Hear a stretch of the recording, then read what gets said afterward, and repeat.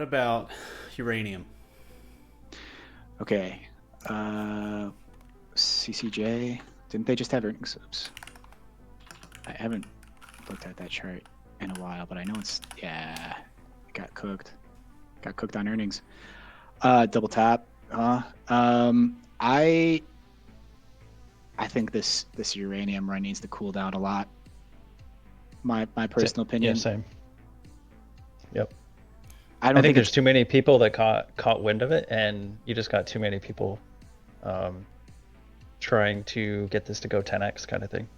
I don't Dop think and it's I started. over, Dop, but I think it's got to take a lot of time.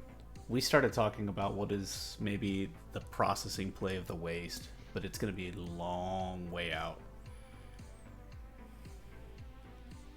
Looking at companies that can best depose of the depleted uranium. Yeah, uh, depleted uranium's not. It's a big. We have a big problem talking about it in the U.S., but outside the U.S., it's not so much an issue.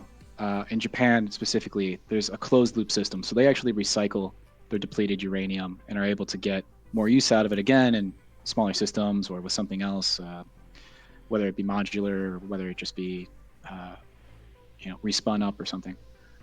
With in the U.S. though, what you get like as a byproduct, and from my understanding, I'm going to be speaking off the top of my head because it's been a while since I've looked at this, but when you go through the closed loop system, you're going to end up with plutonium, and the U.S. is afraid of having plutonium so readily available, and so that's why we don't recycle it and we just put it into these casks. But all of that uranium that's in those casks from the 60s and the 70s, that could all still potentially be reused. Like it's not technically waste. Really? That's cool. Yeah, that's my understanding. But because of security uh, frights, the U.S. doesn't have this type of system in place. It's even written into a law somewhere, some national security, you know, Patriot Act type of deal.